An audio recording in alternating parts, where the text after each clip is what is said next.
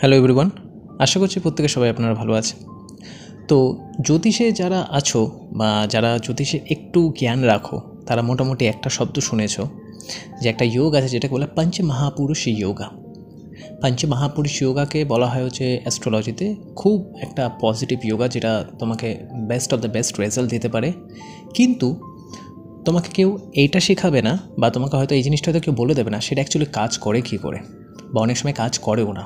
মানুষ বলে যে আমার এই পঞ্চমহাপুরুষ যোগা আছে, আমার ভিনাসের দ্বারা মালব্য যোগা আছে, তাহলে আমি রেজাল্ট পাবো কী করে। তো আজকের ভিডিওটা হচ্ছে তোমাদেরকে এই রিলেটেড, যে তোমাদেরকে বোঝানো এবং অ্যাট দ্য সেম টাইম এটার যদি কোনো অসুবিধা হয় তো রেমেডি হিসেবে কী করতে পারো সেটা নিয়ে আজকের ভিডিওটা আমি ডিসকাস করছি। ওকে, সো মোটামুটি পঞ্চমহাপুরুষ যোগা হতে গেলে এইটুকু বেসিক আশা করি মানে সবাই তোমরা জানো। যেমন বলা হয় হচ্ছে যদি কেন্দ্রস্থানে নিজের রাশিতে বা উচ্চ রাশিতে যদি কোনো গ্রহ থাকে, কোন গ্রহ সেটা হচ্ছে শনি, বৃহস্পতি, বুধ, মঙ্গলা অ্যান্ড শুক্র। এই পাঁচটা প্ল্যানেট দিয়ে তৈরি হওয়া বলা হয়, এই জন্য পঞ্চমহাপুরুষ যোগা বলা হয়। ঠিক আছে, ধরো কারোর বার্থ চার্টে যদি শনি যদি কেন্দ্রস্থানে থাকে, কেন্দ্র মানে 1, 4, 7, 10 লগ্ন থেকে, চন্দ্র থেকে নয় কিন্তু লগ্ন থেকে, এবং সেই শনি ধরো যদি মূল ত্রিকোণ বা নিজের রাশিতে যদি থাকে মানে কুম্ভ অ্যান্ড মকর, এবং যদি এক্সল্টেশন সাইন মানে যেটাকে বলে উচ্চ সাইন রাশিতে যদি থাকে, তাহলে শনির দ্বারা যে পঞ্চমহাপুরুষ যোগাটা তৈরি হচ্ছে সেইটাকে বলা হয় তোমার ষষ্ঠ মহাপুরুষ যোগা।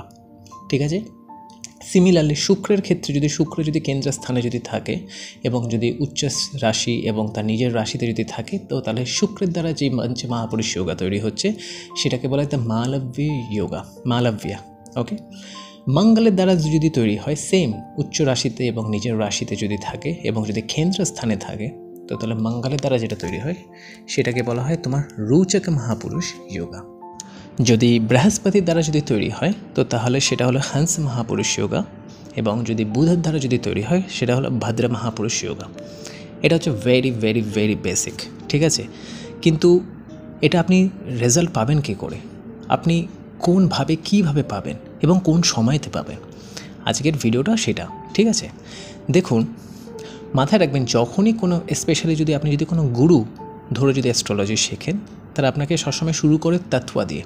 প্রত্যেক রাশির একটা তত্ত্বা থাকে। ঠিক আছে, তত্ত্বা, ঠিক আছে, যেটাকে বাংলায় বলে তত্ত্ব বা রাশি তত্ত্ব।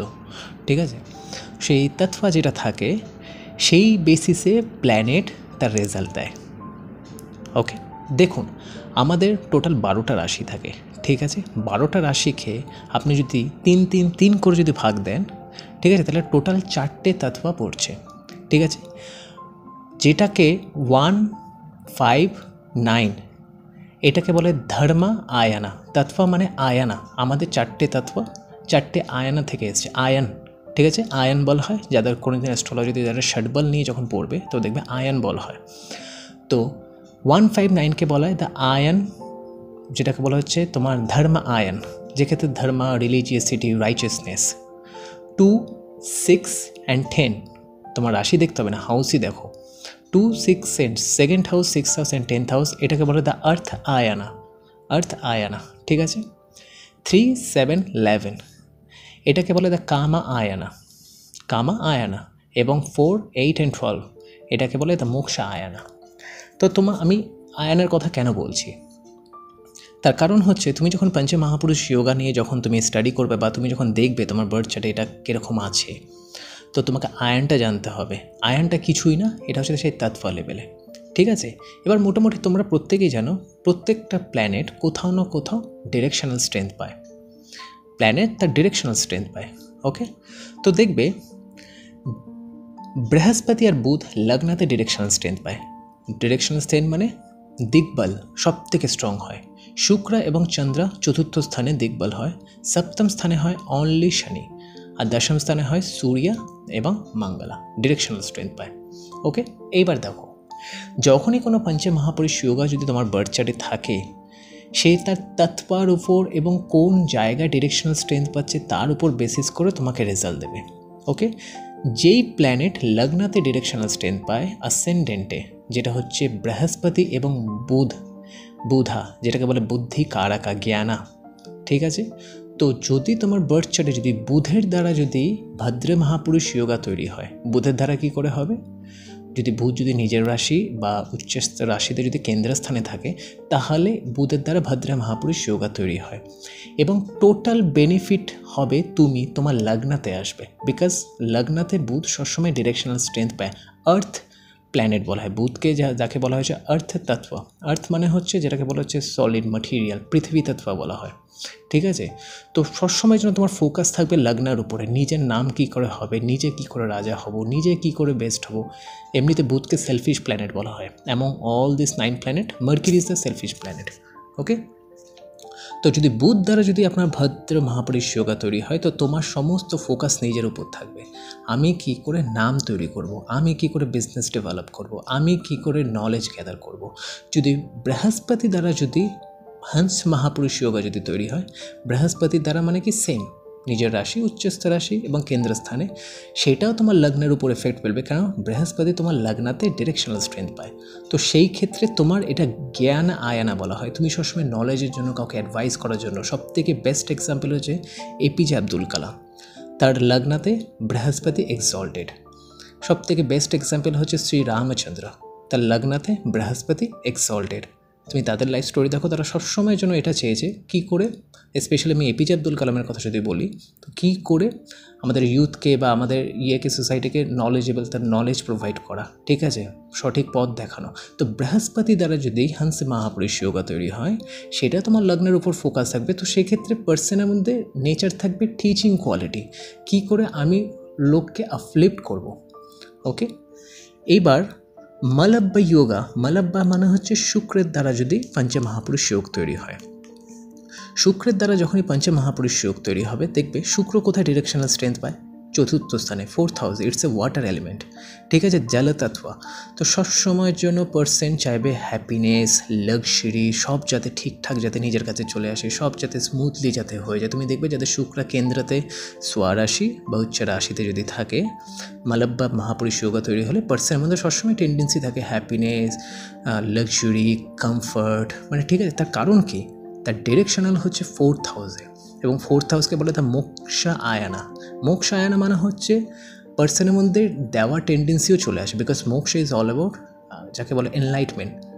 মোক্ষা মানে এই নয় যে মোক্ষা তুমি মানে তোমার ডেথ হয়ে গেলে তুমি ঈশ্বরের কাছে পৌঁছে গেলে। মোক্ষার মধ্যে কোনো কিছু দেওয়াটাও একটা মোক্ষার মধ্যে, যেখান থেকে তুমি নিজের থেকে দিচ্ছ, যাকে বলে দান করা টেন্ডেন্সি।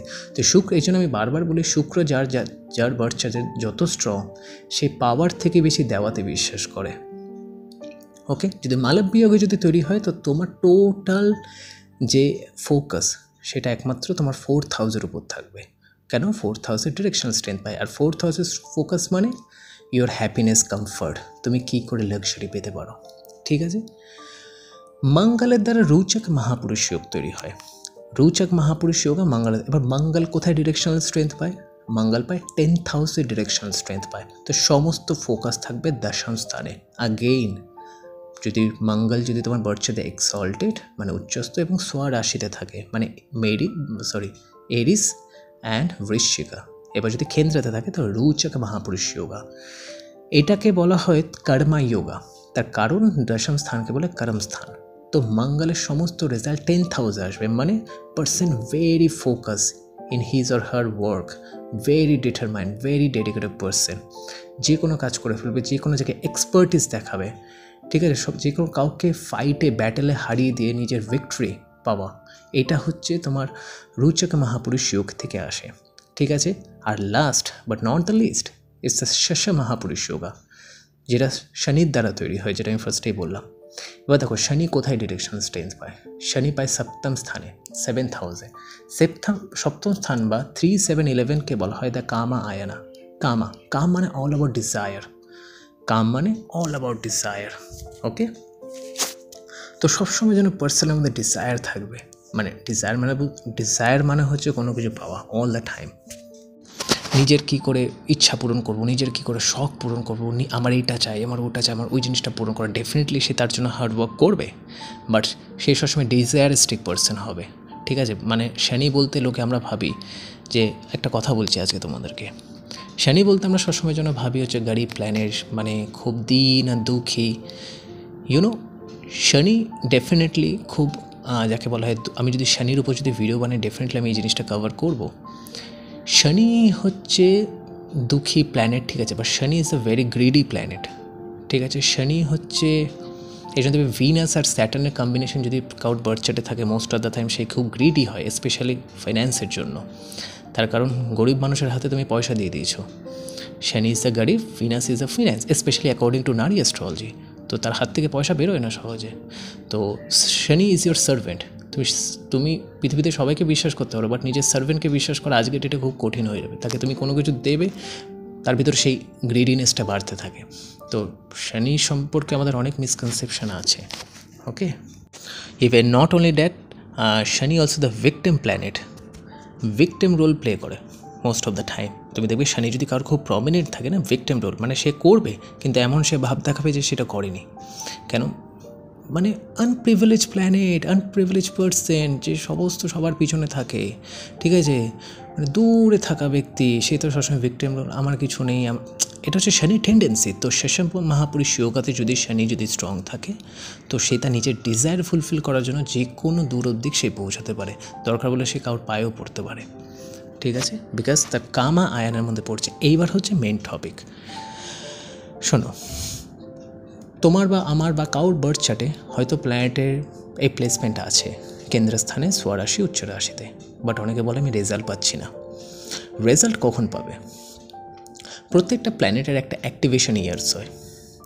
অ্যাক্টিভেশন ইয়ার্স মানে একটা পার্টিকুলার ইয়ারে পার্টিকুলার সময় প্রত্যেকটা প্ল্যানেট অ্যাক্টিভেটেড হয়, ঠিক আছে। ধরো কারো যদি মালব বা মহাপুরুষ যোগা থাকে তাহলে from the age of 25 to 28, 25 থেকে 28-এর মধ্যে সে তার সেই পজিটিভ রেজাল্ট পাবে। বাট এখানে একটা বড় কিন্তু আছে। তার মানে এই নয় যে তুমি যা যা বললাম সেটাই হবে। যদি সেই প্ল্যানেটে যদি অ্যাফ্লিক্টেড থাকে, ধরো যে শুক্র দ্বারা মহাপুরুষ যোগ তৈরি হচ্ছে, শুক্র কেন্দ্রের স্থানে আছে স্বরাশি, উচ্চ রাশিতে, তোমার 25 হয়ে গেল, তুমি দেখলে যে শুক্রের টাইমেই তোমার খারাপ রেজাল্ট আসছে। তার কারণ হয়তো শুক্র ম্যালেফিক ইনফ্লুয়েন্সে অ্যাফ্লিক্টেড আছে। তার অ্যাফ্লিক্টেড থাকা মানে কি? তুমি সেটা ভোগ করতে পারবে না। অ্যাফ্লিকশনকে বলে খার্স রয়েছে, অভিশাপ তোমার থাকবে, এবার তুমি ভোগ করতে পারবে না, জ্বালা। এবং সেই ধরো শুক্র ধরো যদি নবাংশতে ধরো যদি যাকে বলে ক্রুরা নামাংশায় থাকে তাহলে কিন্তু রেজাল্ট সেরকম আসবে না। ডিগ্রি ম্যাটার করে, কত ডিগ্রিতে আছে তার উপর বেস করে রেজাল্টটা সেই সময়তেই আসে, ঠিক আছে। দশাও ম্যাটার করে, বাট আমি অ্যাক্টিভেশন ইয়ার্স বলছি। অনেকে তো দশা তো পায় না। যদি বুধ দ্বারা যদি ভদ্র মহাপুরুষ যোগ তৈরি হয় তাহলে ফ্রম দ্য এজ 32 to 36, 32 থেকে 36-এর মধ্যে রেজাল্ট এক্সপেক্ট করতে পারো। বাট আগেইন একটাই জিনিস বলবো, তার প্লেসমেন্ট, তার কন্ডিশন দেখতে হবে সে কতটা আছে। আমি এর আগে একটা ভিডিওতে বলেছিলাম যে প্ল্যানেট যেই রাশিতে নিচস্থ হয় সেই নিচ নাতা যদি তার সাথে কনজাংক্ট করে ফেলে, বা যেই রাশিতে বসে আছে সেই রাশিতে যদি কোনো নিচ গ্রহ থাকে, ধরো বুধ দ্বারা তোমার ভাদ্র মহাপুরুষ যোগ তৈরি হলো, এবার ধরো বুধের সাথে শুক্র বসে আছে ওইখানে, তো সেই ক্ষেত্রে বুধ তো উইক হয়ে গেল। ধরো তোমার ধরো ধনু লগ্ন, দশম স্থানে বুধ আছে, বুধের সাথে শুক্র চলে আসছে, ওকে। তো শুক্রকে তো ও কম্পেনসেট করছে না, শুক্রকেও বল দিচ্ছে, বিকজ তার সাথে নিচস্থ গ্রহ শুক্র সেখানে। তো সেক্ষেত্রে তার এখানে শুক্র বেনিফিটেড হবে, বুধ নয়। এক্ষেত্রে এগুলোকে বলা হয় যে সেন্ট ব্লেসেস সিনার। আমি ইন ফিউচার আমি জিনিসটা শেখাবো কী করে কনজাংশনকে দেখতে লাগে, বাট ওইগুলো কনসিডার করলে ভিডিও অনেক বড় হবে। তো এজ 32 to 36 যদি শনি দ্বারা যদি শশী মহাপুরুষ যোগা তৈরি হয় তাহলে 36-এর পর আর্লি এজে রেজাল্ট নেই, ওকে। যদি রুচক মহাপুরুষ যোগা যদি মঙ্গল দ্বারা যদি তৈরি হয় তাহলে তুমি মোটামুটি রেজাল্ট পাবে 28 থেকে 32-এর মধ্যে, 28 থেকে 32-এর মধ্যে। এই এজটা ভেরি ভেরি ভেরি ইম্পর্টেন্ট। আর যদি বৃহস্পতি দ্বারা যদি তৈরি হয়, বৃহস্পতির দুটো এজ আছে actually, from the 26 to 21, 16 to 21, 16 থেকে 21 বছর। বাট ওই টাইমে তো তোমার ওই টাইমে দেখো আমাদের স্টাডি বা পড়াশোনা আমরা হায়ার স্টাডির জন্য ওই টাইমে আমরা প্রসিড করি। এই জন্য বৃহস্পতি দ্বারা হংস মহাপুরুষ যোগ যদি তৈরি হয় ওটা অ্যাকচুয়ালি জ্ঞান আর যোগার মধ্যে পড়ে, তোমার জ্ঞানে বৃদ্ধি করে, তোমার মধ্যে নলেজ বা তুমি বলো তুমি তোমার হায়ার কোর্স বা এডুকেশনের দিকে তুমি বেশি ফোকাসড হয়ে যাও। এই জন্য 16 থেকে একটা 21। অ্যাকর্ডিং টু সাম ক্লাসিক্স বৃহস্পতি অ্যাক্টিভেটেড হয় 32 বছর বয়সেও এবং 51 ইয়ার্সে, 51 বছর বয়সেও। তো সেই সময় তুমি রেজাল্ট পাবে ডিপেন্ডিং আপন দ্য সিচুয়েশনস। 16 থেকে 21-এর মধ্যে তুমি তোমার নলেজের দিক থেকে পাবে। আফটার 32 যদি তোমার লাইফে পজিশনের জন্য পাবে, এবং after 51 it's all about your respect. ঠিক আছে, তো প্রত্যেকটা জায়গাতে ভাগ করতে হবে। ঠিক আছে, তো আমি আজকে তোমাদের এই ভিডিওটার মাধ্যমে রেমেডি কী করতে পারো, যেই মহাপুরুষ যোগটা তৈরি হচ্ছে সেই প্ল্যানেটটা যাকে সিগনিফাই করে তার সাথে রিলেশনশিপ সবসময় যেন ভালো মেনটেন রাখো। ফর এক্সাম্পল, তোমার ধরো যদি বৃহস্পতি দ্বারা যদি যাকে বলে হংস মহাপুরুষ যোগ তৈরি হয়, নেভার এভার কখনোর জন্যই নিজের টিচার বা নিজের গুরু বা অ্যাডভাইজার, ইভেন ইউর ফাদার কে কোনো দিনের জন্য তাদের সাথে চিট করা বা ধোকা দেওয়া হয় না, টেন্ডেন্সি থাকে অ্যাবিউজ করা বা খারাপ বিহেভিয়ার করা, এটা কোনো দিনের জন্য করবে না। যদি রোচক মহাপুরুষ যদি মঙ্গল দ্বারা তৈরি হয়, Mangal is the significator of your brother and your friend, কোনো দিনের জন্য করবে না। মানে সেম মানে বিহেভিয়ার। যদি শেষ মহাপুরুষ যোগ তৈরি হয় তো সবসময় যেন চেষ্টা করে যারা এল্ডার পার্সন লাইফে, যারা এল্ডারলি পিপল, তাদেরকে হেল্প করা। ঠিক আছে, যদি মালব্য যোগ যদি শুক্র দ্বারা তৈরি হয়, শুক্র মানে কে আমাকে বলতে হবে না, ওকে। আর যদি বুধ দ্বারা তৈরি হয় দেন ইউর সিবলিংস। অ্যান্ড সবসময় চেষ্টা রাখবে নিজের কমিউনিকেশন ডিভাইস, সেটা ধরো মোবাইল ফোন হোক বা তুমি যে কথা বলছো কারোর সাথে কমিউনিকেট করছো, কোনো দিন যাতে ভার্বাল বা অ্যাবিউসিভ ওয়ার্ড ইউজ করো না। দেখো এটা এটা এটা করো না, এই জিনিসটা তো অসম্ভব, অ্যাকচুয়ালি করা তো পসিবল নয়, বাট চেষ্টা করবে at least, specially during those time যেই টাইমে অ্যাক্টিভেট হচ্ছে। ধরো যদি বুধের ক্ষেত্রে 32 to 36 এই টাইমের মধ্যে চেষ্টা করো নিজেকে সংযত রাখা সবসময়, যেন অটোমেটিক্যালি তুমি বেনিফিটেড হবে। ওকে, তো আজকের ভিডিওটা এটাই ছিল। যদি ভিডিওটা ভালো লাগে লাইক করো, শেয়ার করো, সাবস্ক্রাইব করো, অ্যান্ড সুস্থ থেকো, ভালো থাকবে। ওকে, টেক কেয়ার, বাই বাই।